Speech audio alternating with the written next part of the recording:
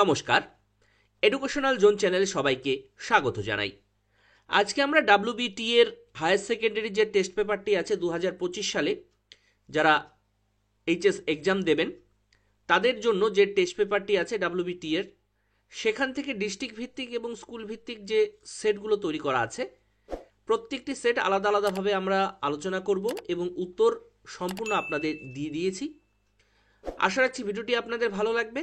আপনাদের কাছে একান্ত অনুরোধ, ভিডিওটি অবশ্যই লাইক করবেন, শেয়ার করবেন, চ্যানেলটিকে সাবস্ক্রাইব করতে একদম ভুলবেন না। তাহলে চলুন শুরু করছি। শুরু করার আগে কয়েকটি বিষয়, আমরা এই ডাব্লিউবিটি এর যে শর্ট প্রশ্নগুলো আছে এডুকেশনের এমসিকিউ টাইপের প্রশ্নগুলোর উত্তর কিন্তু আপনারা টেস্ট পেপারে পেয়ে যাবেন। এসিকিউ এর প্রশ্নের উত্তরগুলো কিন্তু পাবেন না, সেগুলো কিন্তু আমরা বিস্তারিতভাবে দিয়ে দিয়েছি। আপনারা খাতা কলম নিয়ে নোট ডাউন করে নেবেন। আর এখানে আমরা এমসিকিউগুলো দিয়ে দিচ্ছি। তাহলে চলুন শুরু করছি এক এক করে। একের 1 নাম্বার হচ্ছে কম্পিউটার ভিত্তিক প্রশিক্ষণ, হলো উত্তর হবে এ number CBT. 2 number operation blackboard কোথায় আমরা পেয়েছি? 1986 সালের জাতীয় শিক্ষানীতিতে কিন্তু আমরা অপারেশন ব্ল্যাকবোর্ড কথাটি কিন্তু পেয়েছি। 1986 সালের জাতীয় শিক্ষানীতিতে নবোদয় বিদ্যালয় সম্পর্ক কিন্তু আমরা পেয়েছি। অপারেশন ব্ল্যাকবোর্ডটি কি ছিল? প্রাথমিক শিক্ষায় যে জিনিসগুলো প্রয়োজন, প্রাথমিক শিক্ষা অন্ততপক্ষে প্রাথমিক শিক্ষাটা প্রদান করার জন্য স্টুডেন্টদের জন্য যে যে বিষয়গুলো দরকার, একটি ঘর দরকার, ব্ল্যাকবোর্ড দরকার, চেয়ার টেবিল, বিভিন্ন শিক্ষা উপকরণ, বই, ক্লাসরুম, জলের ব্যবস্থা, শিক্ষক শিক্ষিকা প্রয়োজন, সব কিছু কিন্তু অপারেশন ব্ল্যাকবোর্ডের আন্ডারে কিন্তু পড়ে। 3 নাম্বার অন্ধদের পড়ার পদ্ধতিটি কি? ব্রেল পদ্ধতি। 4 নাম্বার রাধাকৃষ্ণন কমিশন যে শিক্ষার জন্য গঠিত হয়েছে সেটি হচ্ছে উচ্চ শিক্ষা। রাধাকৃষ্ণন কমিশনের আরেকটি নাম কি? বিশ্ববিদ্যালয় শিক্ষা কমিশন বা স্বাধীন ভারতের প্রথম শিক্ষা কমিশন। বিশ্ববিদ্যালয় শিক্ষা কমিশন বা ইউনিভার্সিটি এডুকেশন কমিশন। ইউনিভার্সিটিতে আমরা কি ধরনের শিক্ষা গ্রহণ করি? উচ্চ শিক্ষা গ্রহণ করি, মাস্টার ডিগ্রি আমরা গ্রহণ করি, এমএসসি এমএ এগুলো আমরা উচ্চ শিক্ষা গ্রহণ করি, গবেষণামূলক শিক্ষা আমরা এখানে পড়াশোনা করি। আর আরেকটি কথা বলে রাখি, যদি কোনো অ্যান্সার পরিবর্তন হয় ডেসক্রিপশন বক্সটি একটু খেয়াল রাখবেন, অনেক সময় ভুল হয়ে যায় উত্তর। ডেসক্রিপশন বক্সটি খেয়াল রাখবেন, সেখানে কিন্তু আমরা প্রশ্ন নাম্বার দিয়ে উত্তরটি কিন্তু ঠিক করে দিয়ে দিই। 5 নাম্বার মাধ্যমিক শিক্ষা কমিশনের সম্পাদক কে ছিলেন? অনাথনাথ বসু। 6 নাম্বার মুদালিয়া কমিশন কবে গঠিত হয়েছে? মুদালিয়া কমিশন গঠিত হয়েছে 1952 সালে এবং তার রিপোর্টটি পেশ করেছে 1953 সালে। মুদালিয়া কমিশনের কিন্তু আরেকটি নাম আছে, নামটি হচ্ছে মাধ্যমিক শিক্ষা কমিশন বা সেকেন্ডারি এডুকেশন কমিশন। অন্যভাবেও কিন্তু প্রশ্নটি আসতে পারে, উত্তর কিন্তু একই হবে। 1952 সালে গঠন, 1953 সালে তার রিপোর্টটি পেশ করা হয়েছে। শিক্ষামূলক কিন্তু এগুলো কমিশন। 7 নাম্বার অবৈতনিক এবং বাধ্যতামূলক শিক্ষার কথা আমরা সংবিধানের কত নাম্বার ধারায় পেয়েছি? 45 নাম্বার ধারায় কিন্তু আমরা পেয়েছি। নেক্সট 8 নাম্বার 30 থেকে 34 শ্রেণী সীমানাটাই কি, কত? শ্রেণী সীমানা বার করার নিয়ম হচ্ছে লোয়ার লিমিট বা যেটি কম থাকবে সেখান থেকে 0.5 মাইনাস করতে হয়, আর যে আপার লিমিট আছে সেই আপার লিমিটের সঙ্গে 0.5 প্লাস করতে হয়। তাহলে যেটা উত্তর পাবো সেটাই হচ্ছে নির্ণেয় উত্তর। তাহলে 0.5 মাইনাস করলে কত পাচ্ছি? 29.5, এবং 34-এর সঙ্গে যদি আমরা 0.5 প্লাস করি তাহলে কত পাচ্ছি? 34.5। তাহলে উত্তর হয়ে যাচ্ছে বি নাম্বার। এটি কিন্তু খেয়াল রাখবেন, এই ডাটাই দিবে যে তার কোনো কথা নেই। শ্রেণীর সীমা বা সীমানা যদি বের করতে দেয় তাহলে আপনারা কি করবেন? যেটা ছোট থাকবে সেটার সঙ্গে 0.5 মাইনাস করবেন, যেটি বড় থাকবে সেটি 0.5 প্লাস করবেন, যেটা উত্তর বাড়াবে সেটি হচ্ছে নির্ণেয় উত্তর। নেক্সট কি আছে? 9 নাম্বার পরিসংখ্যা 8 হলে ট্যালি চিহ্ন কি হবে? ট্যালি চিহ্ন, এই যে ট্যালি চিহ্ন দেওয়ার নিয়ম হচ্ছে এই 5-এর একটা গ্রুপ হবে, তারপরে 1 2 3 প্রত্যেকটি 5-এর গ্রুপ তৈরি করতে প্রথমে 4টি দাগ, একটি বেঁকা বা কেটে দেওয়া চিহ্ন, এই টোটাল হলো এখানে দেখবেন 5টি আছে, আর সঙ্গে 3, 5 3 8। তাহলে ট্যালি চিহ্ন হচ্ছে এইটা হবে উত্তর। অনেক সময় কিন্তু চোখের ভুলে কিন্তু উত্তর ভুল হয়ে যায়। দেখুন ডি নাম্বারটাও কিন্তু প্রায় একই রকম, কিন্তু এখানে কিন্তু একটা কিন্তু দাগ বেশি আছে, সেজন্য যখন উত্তর করবেন খুব দেখে শুনে চিন্তা ভাবনা করে কিন্তু উত্তর করবেন। 10 নাম্বার কি, ক্ষুধার্ত বিড়ালের উপর পরীক্ষাটি কে করেছিলেন? ক্ষুধার্ত বিড়ালের উপর পরীক্ষাটি করেছিলেন থর্নডাইক। ট্রায়াল এবং এরর থিওরি যেটা আমরা পেয়েছি সেটা হচ্ছে থর্নডাইক বিড়ালের উপরে দিয়েছিল। আপনারা কমেন্ট বক্সে লিখে জানান প্যাভলভ স্কিনার, প্যাভলভ কোন প্রাণীর উপরে পরীক্ষা নিরীক্ষা করেছিল আর স্কিনার কোন প্রাণীর উপরে পরীক্ষা নিরীক্ষা করেছিল, সেটি আমাদের কমেন্ট বক্সে লিখে জানান, দেখি কে সঠিক উত্তর দিতে পারে। 11 নাম্বার, প্রচেষ্টা ও ভুলের শিখনের প্রবক্তাকে? থর্নডাইক। 12 নাম্বার, মনোযোগের ব্যক্তিগত নির্ধারক হল আবেগ। 3 নাম্বার, প্রযুক্তি হল তাত্ত্বিক ও ব্যবহারিক জ্ঞান। 14 নাম্বার, কম্পিউটারের আউটপুট যন্ত্রটি কি? আমরা কম্পিউটারে কিছু লিখছি, সেই লেখাটা বাইরে বের হয়ে আসা বা বাইরে পাওয়া, সেটি কিভাবে পাই, কোন যন্ত্রের মাধ্যমে পাই? প্রিন্টারের মাধ্যমে। তাহলে প্রিন্টার হচ্ছে আউটপুট ডিভাইস। যদি আমরা ইনপুট ডিভাইসের কথা বলি তাহলে হবে কিবোর্ড, কারণ আমরা বাইরের থেকে কিছু লিখে কিন্তু কম্পিউটারের মধ্যে ঢোকাই কিবোর্ডের মাধ্যমে বা স্ক্যানারের মাধ্যমে। কোনো লেখা হোক, কোনো পেজ হোক, কোনো কিছু স্ক্যান করে আমরা কম্পিউটারের ভেতরে বাইরের থেকে ভেতরে ঢোকাই। তাহলে স্ক্যানার, প্রিন্টার, স্ক্যানার হলো কিবোর্ড, বাইরের থেকে বাইরের বস্তু আমরা কম্পিউটারের ভেতরে ঢোকাচ্ছি, আর প্রিন্টার দিয়ে কি করছি, ভেতরের বিষয় মানে কম্পিউটারের ভেতরের কিছু জিনিস আমরা বাইরে প্রিন্ট করে বের করছি। 15 নাম্বার, ওষ্ঠ পঠন পদ্ধতির প্রবর্তককে? জুয়ান পাবলো বনে। লুইস ব্রেল হচ্ছে ব্রেল পদ্ধতি আবিষ্কার করেছিলেন। 16 নাম্বার, মাধ্যমিক শিক্ষার সপ্তপ্রবাহের কথা কোন কমিশনে আমরা পেয়েছি? সেটি হচ্ছে মুদালিয়া কমিশনে কিন্তু আমরা সপ্তপ্রবাহের কথা পেয়েছি। 17 নাম্বার, ভারতে প্রথম জাতীয় শিক্ষানীতি রচিত হয়েছে কবে? 1964 সালের জাতীয় শিক্ষানীতি, 1968 সালে জাতীয় শিক্ষানীতি। এরপরে আমরা 1979 খ্রিস্টাব্দে, তারপর 1986 এবং সর্বশেষ হচ্ছে জাতীয় শিক্ষানীতি হচ্ছে 2020। এনপিই বা এনইপি 2020 হচ্ছে সর্বশেষ। 2020 সালের জাতীয় শিক্ষানীতি হচ্ছে সর্বশেষ, মানে বর্তমানে সর্বশেষ। সেই পদ্ধতির মাধ্যমে কিন্তু নতুন শিক্ষানীতিগুলো পরিচালনা শুরু হয়েছে। 18 নাম্বার, 1986 সালের জাতীয় শিক্ষানীতি কার নেতৃত্বে গঠিত হয়েছিল? রাজীব গান্ধী।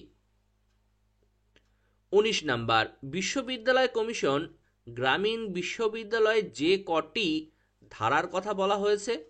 4টি। 20 নাম্বার, ভারতের ভাগ্য নির্ধারিত হয় শ্রেণীকক্ষে। কথাটি কোথায় আমরা পেয়েছি? কোঠারি কমিশনে। নেক্সট, পরিবর্তনশীল রাশিকে কি বলে? চল।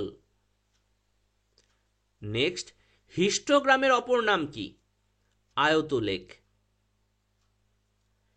অনুবর্তনের মাধ্যমে শিখন অধিক কার্যকরী হয় কাদের বা কোন বয়সের? শিশুদের ক্ষেত্রে অনুবর্তনের মাধ্যমে শিখন অধিক কার্যকরী হয় শিশুদের ক্ষেত্রে। নেক্সট, কুকুরের ওপর পরীক্ষা কে করেছিলেন? প্যাভলভ। থর্নডাইক কার উপরে করেছিল? বিড়াল। স্কিনার ইঁদুর। কোফকা শিম্পাঞ্জি। এগুলো হলো এমসিকিউ টাইপের শর্ট প্রশ্ন। এবার আমরা এসএকিউ টাইপের শর্ট প্রশ্নগুলো এক এক করে দেখে নেব। আমরা আলাদা আলাদাভাবে টোটালটি লিখে আপনাদের সামনে পরিবেশন করছি। আশা রাখছি আপনাদের বিষয়টি ভালো লাগবে। আপনারা খাতায় নোট ডাউন করবেন এবং আপনাদের কাছে একান্ত অনুরোধ, ভিডিওটি অবশ্যই লাইক করবেন, শেয়ার করবেন, চ্যানেলটিকে সাবস্ক্রাইব করতে একদম ভুলবেন না। 2-এর 1 নাম্বার প্রশ্ন, কম্পিউটারের জনক কাকে বলা হয়? চার্লস ব্যাবেজকে কম্পিউটারের জনক বলা হয়। 2 নম্বর প্রশ্ন, পশ্চিমবঙ্গে আইআইটি প্রতিষ্ঠানটি কোথায় অবস্থিত? খড়গপুরে। আইআইটি খড়গপুর হচ্ছে পশ্চিমবঙ্গের একটি খুবই গুরুত্বপূর্ণ এবং নামকরা কিন্তু আইআইটি প্রতিষ্ঠান। 2 অথবা, সিসিটিভি এর পুরো নাম কি? Close circuit television. Next 3 number, RTE এর পুরো কথাটি কি? রাইট টু এডুকেশন, বাংলায় শিক্ষার অধিকার। নেক্সট, কর্মের জন্য শিক্ষা বলতে কি বোঝো? হাতে কলমে কাজ করা এবং দক্ষতা অর্জনের শিক্ষাকে বলা হয় কর্মের জন্য শিক্ষা। 5 নাম্বার, মুখ ও বধির, ডেপথ অ্যান্ড ডাম্প কাদের বলা হয়?